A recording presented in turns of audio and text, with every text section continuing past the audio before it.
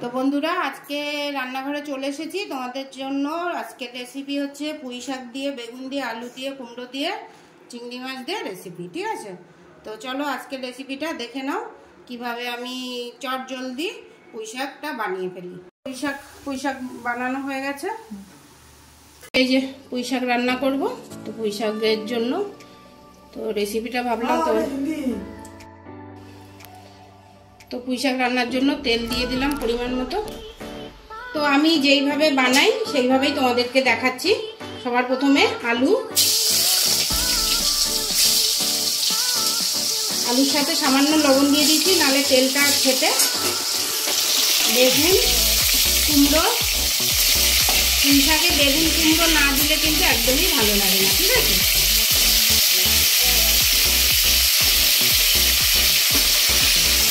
তো চলো এগুলো দিয়ে একটুখানি ভালো করে নাড়াচাড়া দিয়ে ভাজা করে নিয়ে আসছি।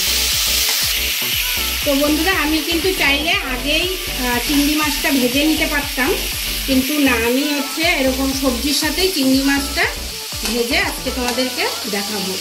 আর হচ্ছে চিংড়ি মাছ আমাদের অনেক এনেছে, কিন্তু অত চিংড়ি মাছ দেওয়ার দরকার নেই, তো যে কটা লাগলো ওটাই দিলাম।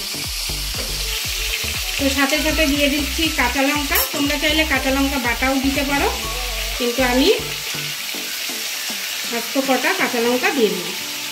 তো আমার এখানে ভাজা মশলা করা আছে, তো পরিমাণ মতো একটু ভাজা মশলা দিয়ে দিলাম।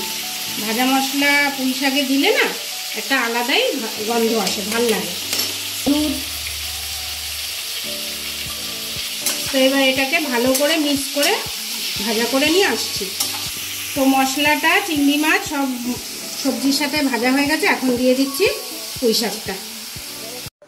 তো বন্ধুরা তোমাদেরকে আজকে বলে দিই, এই যে পুঁই শাকের সবসময় এইটা দেবে না, এই মোটা ডাঁটাটা। ঠিক আছে, এটা দিলে কিন্তু হজম করতে কষ্ট হয়, আর ছেলেমেয়ের পেটে ব্যথাও হতে পারে।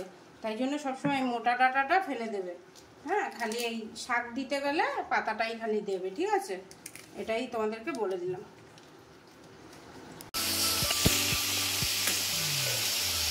তোমরা যদি ভালো না বাসো পাতা, তাহলে পাতা নাও দিতে পারো।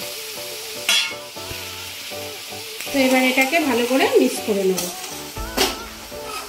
তো চিংড়ি মাছ বেশি কড়কড়া করে ভাজলে না পুরো শুটকা লাগে। ঠিক আছে, তার জন্য চিংড়ি মাছটা সবজির সাথেই ভাজাটা ভালো।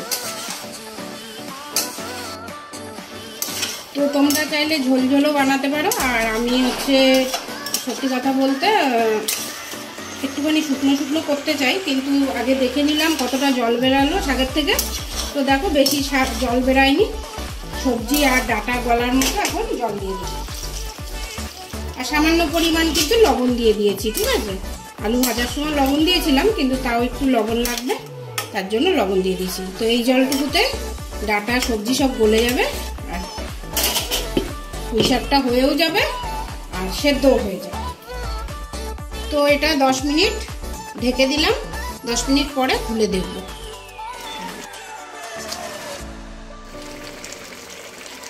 তো বন্ধুরা এই যে পুঁই শাক হয়ে গেছে, একটুখানি চিনি দিয়ে দিচ্ছি। তো চলো, হয়ে গেল রান্না বান্না, নামিয়ে ফেলি।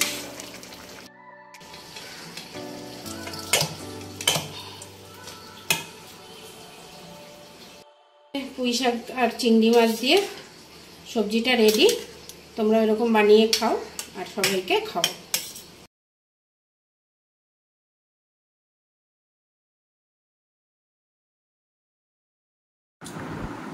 তো গাইস আমরা বসে গেছি খেতে, আর আমি এখন বসেছি খেতে।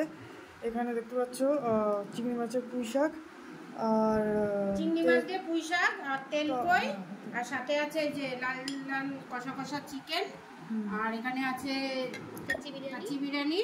আর এই হচ্ছে আজকে মঙ্গলবার দুপুরে খাওয়া দাওয়া। তো তোমাদের কেমন লাগলো অবশ্যই কমেন্ট করবে, ভালো লাগলে লাইক কমেন্ট সাবস্ক্রাইব করে দেবে, চ্যানেলটা সাথে থাকবে আর শেয়ার করে দেবে।